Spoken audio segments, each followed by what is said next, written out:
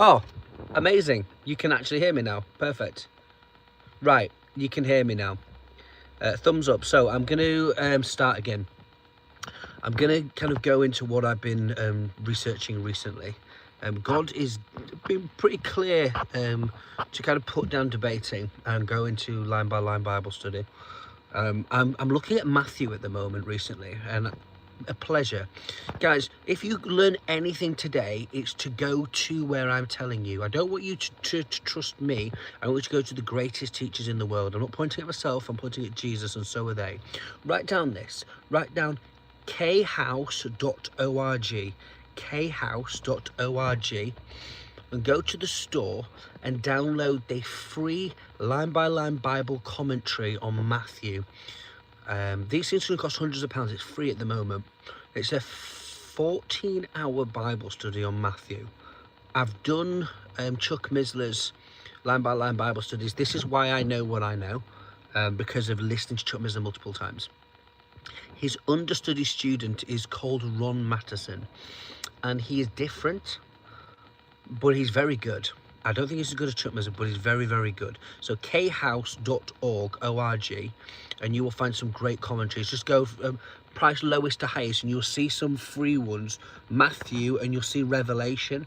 I don't encourage people to go to Revelation unless you are really, really educated and called to be a watchman. I think a lot of people can go. I'm into all this stuff. I would definitely call to this area, but I think people can get lost in Revelation, and you really need to be a master of all the scriptures, because Revelation is the bookend of the Bible. Matthew isn't. Now this is the geeky stuff. I'm going to start going into the geeky stuff that I'm learning. The lineages of Matthew. Perfect. The lineage of Matthew. Matthew's lineage is the Messianic king. Okay, so it says Abraham and David. Remember Christ is the root of David. Okay, and it mentions all the kings. Okay, it mentions all the kings, but it only says King David. When it gets to King David, all the others are kings after it, but it doesn't call them kings. Doesn't mention them in the genealogy as kings. Now, what you will notice, and this is a great study tools, if you are familiar with the Book of the Lord, you will understand that the Book of the Lord is the King James Bible. Now, if you're familiar with the 1611 printing, you will know that the Bible contains in it genealogies. And what you will find is when you see these genealogies written down visually, they contain more kings and more people that's mentioned. So if you read the Bible, you'll count it's split 3 groups of 14.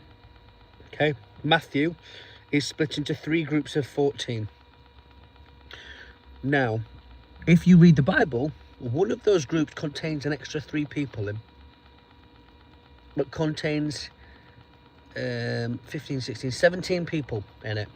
But 3 of them are removed, because in Deuteronomy, it says, if you worship idols, I will blot your name out of the book of life. So in the genealogy of Christ, the kings that worshipped idols, their names are not in the genealogy of Christ. Now, what is interesting is there are 4 women mentioned.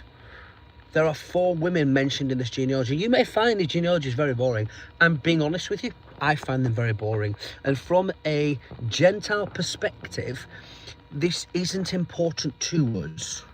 It's important for us to establish who Christ is. So the Jews, for Matthew, they're showing that he is the root of David. He is the Messianic king. They would have endless genealogies. Now, on your bar mitzvah, this is beautiful, which remember, on your bar mitzvah, so 13, you would recite all the people back from Abraham, because that's where the Jewish started, not from Adam. From Abraham, you would recite your genealogy. Abraham begat so-and-so. Begat means to birth, to be part of begat, created, okay, not begotten. 713 times it happens in the Bible, okay. Abraham begat so-and-so, begat so-and-so. You go all the way down, and then you'd mention your great-granddad, then your granddad, then your dad, and then you. You would do that at your bar mitzvah. Okay? Endless genealogies. So now we understand the culture of the day. Then we can see why Jesus said, don't get caught up in endless genealogies. It doesn't matter. Paul said, Paul was the Sadducees of the Sadducees. I'm the Hebrew of the Hebrews. Like in the Sanhedrin, I'm the boss. I know. I was there. You know, I voted on these things. I was there. I was the young man Saul when Stephen's blood splattered on the robes. I was there. I probably voted on persecuting the Christians. And I count all this genealogy as nothing, as dung. So if Paul discredits everything that he cares about this genealogy here, we should understand that the Bible is descriptive, not everything is prescriptive. Not everything is about you, not everything you can use, but here we're starting at the beginning of Matthew. When I produce my line-by-line Bible study, I've started writing maybe for a month now. It's going to go through very, very slowly. I want to show you how thorough we can go through the Bible. So we're noticing 3 people missing. Yeah, and then we're noticing 4 other women mentioned in the genealogy. Okay, the wife of Uriah is one of them. Who's the wife of Uriah? It was Bathsheba. Okay, then you have Rahab mentioned. Then you have is it Ruth? Ruth, the wife of Boaz. Yeah, who's the Boaz is the grandfather of David. So we're seeing in the genealogies, we're seeing all these women mentioned in, but they are also very circumspective of how they got. The Moabites were cursed for 10 generations. Remember the curse upon the Moabites? And who were the Moabites? It was Lot and his family. And what happened? Okay, we're going to connect 2 things together. Do not leave the city. Do not look back when you leave the city. The mother looked back, turned into a pillar of salt. Lot goes off, goes into a cave. When they look back, all the plains, that's everything that they know, is on fire. His 2 daughters, from the perspective, think the whole world's gone. Everything's burnt. How are we going to continue our lineage? They get Lot drunk and perform with their own father.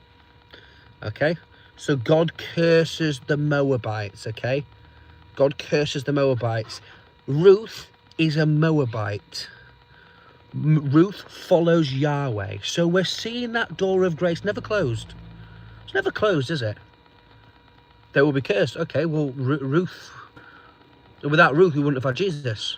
Okay, so the enemies of Israel that cursed of God are now grafted in, and we have our Messiah because of it, and that makes it into the genealogy. So when we really study the genealogy, we're seeing the grace. Now where do we see this happen again? A similar story.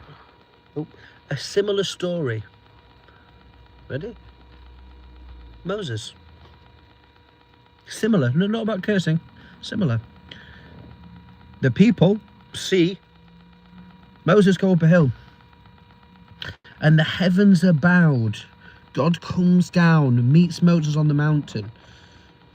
Yeah, burns the top of Sinai. From their perspective, the guy who's led them out of Egypt has just gone up a hill and been burnt. So this is if I think it's all gone wrong, and they do something bad, they go and say, "Oh, Aaron, make us a golden calf." So we have to see perspective. You see the fire, yeah. Lot and his daughters saw it. Oh, we're never gonna have children. That's the end of our lineage. What we can do is this. God curses them. But so taking this back into the genealogy, we see Rahab was a prostitute. Yeah, Rahab was a prostitute. And what did she put her faith in? Geeking out. The red rope dyed with the tool, with the worm, I am, in Psalm 22, I am that worm. Very particular worm, not the wiggly ones you think of. A fat worm. I could go into so much detail on this, but I don't want to give you everything that I have. I want to start encouraging people to be ready for a very in-depth Bible study, line by line Bible study, coming out soon. I'm not going to go into that one in Psalm 22, because it dyes it red. So she puts her faith in what? The red string. What does the red represent? The blood. Okay, she puts her faith in the blood. It's a picture of Christ. Okay, everything should be pointing back to the gospel. We are saved through the blood. There's no remission for sin without blood. So Rahab, a harlot, a Moabite, all these other people. Now you have to think of 4 women are grafted in this genealogy. Not everyone's called king, even though they're kings after David. They're all kings. Just one's the king.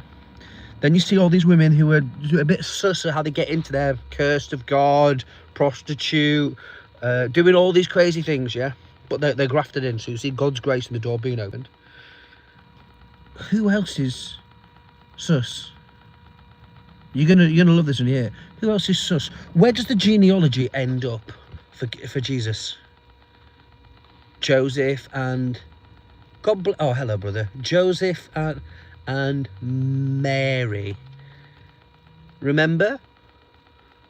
Mary was with child. They're engaged. You have to understand the customs of the day. It could have been planned since they were children, betrothed to each other. Then in the surrounding year, they would live close to each other, so they can make sure there's the chastity there. Because under the Levitical law, what can Joseph do if she is not a virgin? He can cast her away and have her killed. Under the law. Okay? But he was a good character. Now the angel said to her, hey, but he put her away. The Bible says he put her away. Okay? So we have to think of what it looks like to the outside world. And in this lineage of Matthew, we're seeing 3 kings missing that were there. Why? Because they turned to idols and God blotted them out from the book of life. What's the book of life? Now we know what the book of life is according to Revelation. Our name is written in the book of life. Okay? Now we see that. Now we see 4 suspect women. The only ones that are mentioned in this whole lineage are 14. The women are mentioned alongside the men as well. So you have 14, 14, 14. So we have this incredible picture of God's grace all the way through the Old Testament, which needed these women to bring forth the Messiah. They are important women. Some of them have great faith, incredible faith, vital, unbroken lineage. The Jewish children recite to show where they come from Abraham, their Jewishness. Matthew to a Jewish audience, talking, it is written. It is written, it is written, it is written. He's talking to the Jews. Okay? Young man. Matthew's name was Levi as well, which is, I have to, it's Levi. Levi something. There's some really interesting stuff in the scriptures when you slowly read it. Okay? So we're seeing this lineage. Now, I've spoken of this before. I don't want to get too geeky because I want you to get your pen and paper out. Write down this. Ivan Panin. I-V-A-N. Panin. P-A-N-I-N. Ivan Panin. Who's Ivan Panin? Ivan Panin is a Russian mathematician who escaped the Soviet Union and became Christian. Went to Harvard University and was just next level. One of them. Good little face there. And he showed the structure in the... I'm going to tell you what it is, but I'm not going to go into it in too much detail because I will lose people. I want you to have digestible milk. And if you want to go further, you can go further. There is a 7-fold structure underneath Matthew's genealogy that can only be put there by God.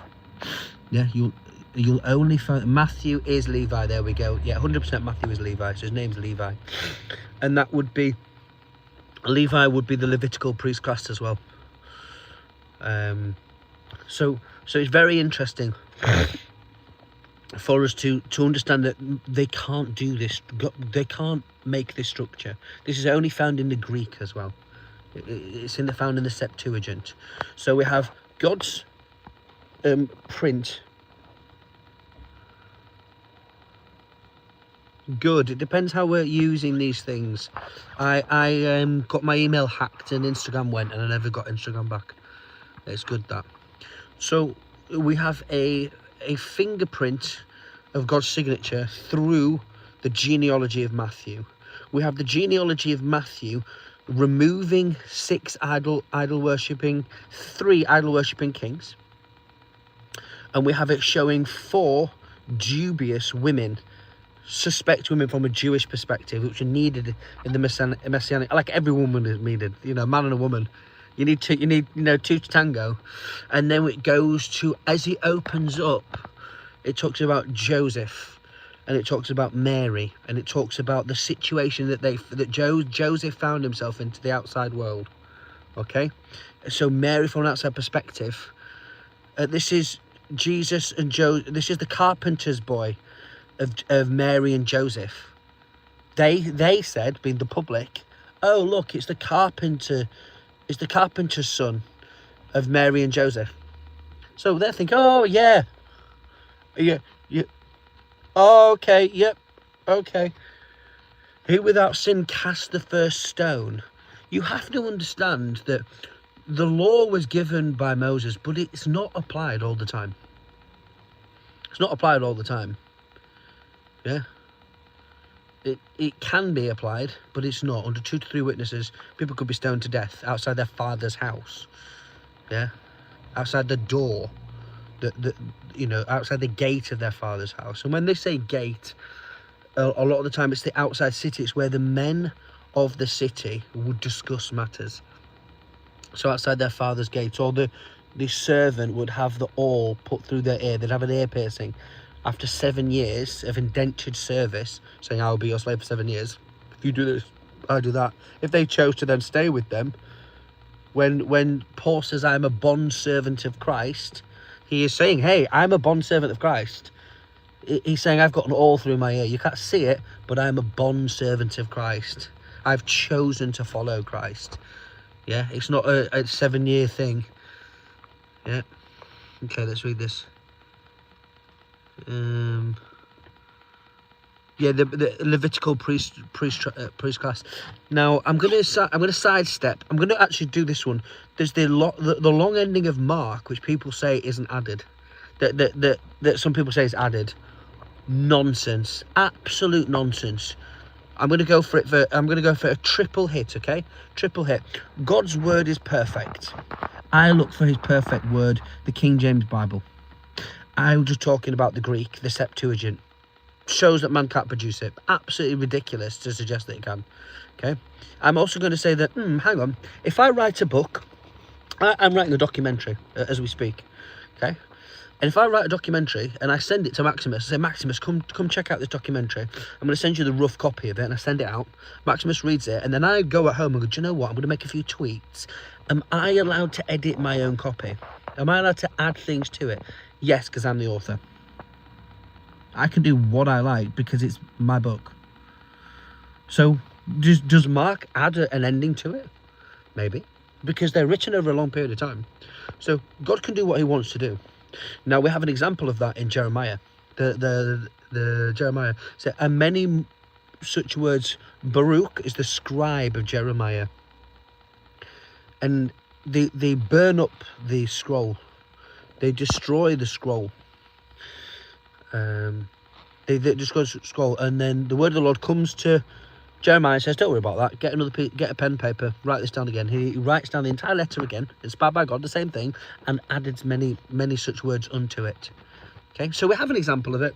Mark can do what he wants, and then there's this: get your baseball bat out Ivan Panin, did I stutter? Ivan Panin, Panin. Ivan Panin, heptatic or sevenfold structure in Matthew 1 to 11. We were just talking about Matthew. And also the end. Remember, is it Mark with the short ending or the long ending of Mark? It has it in Mark. Do you think God foretold it? Said, hang on. What I'm going to do is I'm going to put a structure that proves in the Greek that man didn't create that one. It's impossible for man to create it. And then when people later on suggest that those scriptures were added, and you have people like Weshuff arguing from contextual criticism, I'm going to then reveal is it the 1970s, a mathematician to show that the end of Mark has the same heptatic structure underneath, sevenfold structure. So not only is it impossible to even, once you understand what it is, to even suggest that man wrote that text, I'm going to then put it on the end of the text that you say was added in, because then it brings doubt into the people that the Bible is perfectly preserved. Well, the Bible is perfectly preserved, and it's right there in the Greek. Have a nice day. That's battered out the park. Matthew, this is not the carpenter's son. And the carpenter, Joseph was a carpenter. Yes, this is not the carpenter's son. Well, it was omitted earlier in a few manuscripts. Yeah, even if in the earlier manuscripts that it wasn't there, I don't do textual criticism anymore. I left that to people who don't have faith in the scriptures. I left that to. Yeah, I don't care about Weshuff. He's actually really good, but we need to be aware that the scriptures defend themselves. The scriptures defend themselves. So let me take another sidestep to John. Now, John, because people get, when you are tunnel vision, sorry, I'm answering this question, how even close to this understanding is beyond me. When you are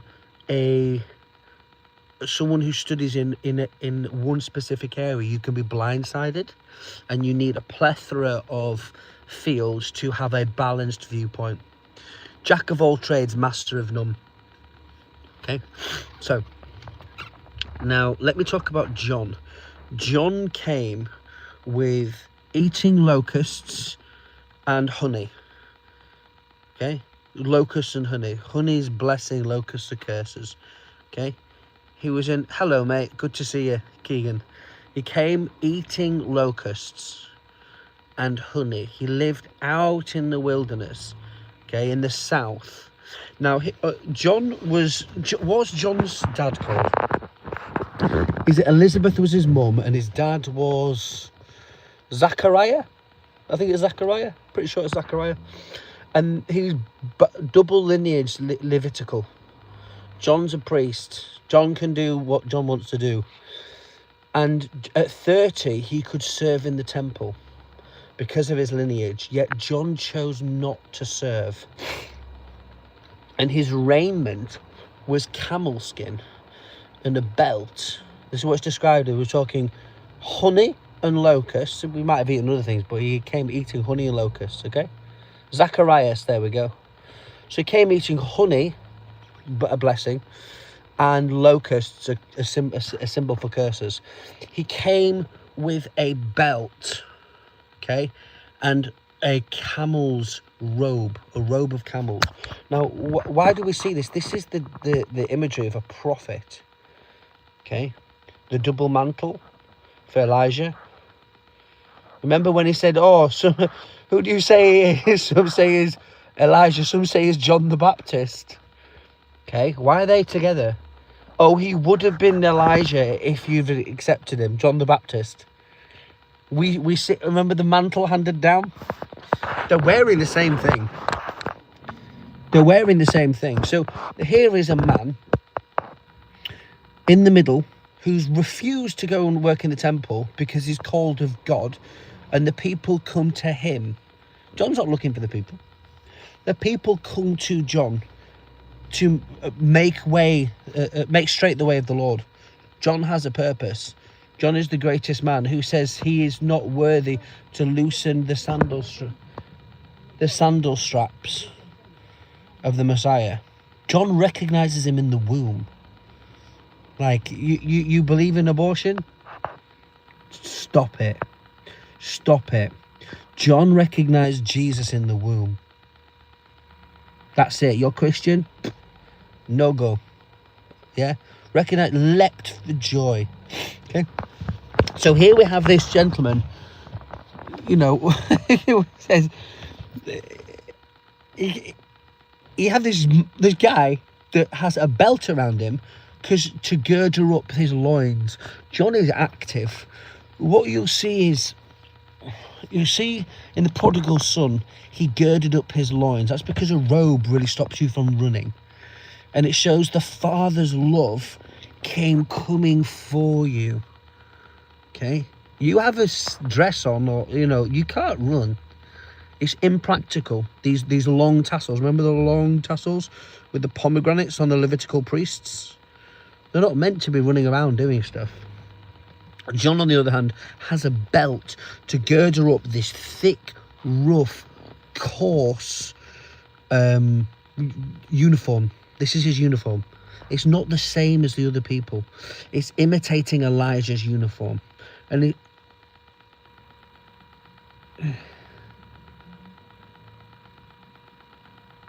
Elijah's signal. Hey!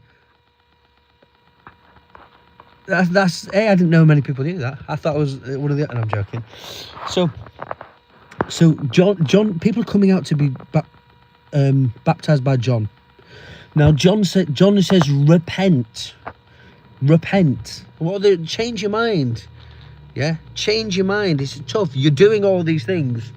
And he says to them, you brood of vipers. John's been out in the wilderness baptizing. People are then coming to him. He's in the south, not near the temple. Full lineage Levite. Half brother, half cousin of Jesus. Yeah, making straight the way of the Lord with a coarse message of blessings and cursings. Yeah. Well, what happens if I baptize with water? Listen to this. I baptize with water, John, but the one to come after me will baptize with spirit and with fire. Now follow me. Spirit and fire. I go to a Pentecostal church. Some of the stuff that they preach is nonsense. They're very good, but I don't believe in everything that they says. And it's a very, very moderate one, not one of these loopy ones at all. I'd pretty much call it non-dom. Anyway, listen. The one comes baptizing with spirit. Who's been baptized with the Spirit? Me. Cool. Born again. Cool. Have I been baptized with fire? People get carried away and emotional with baptizing with fire. What happens? Who reigns over hell and the lake of fire? Who?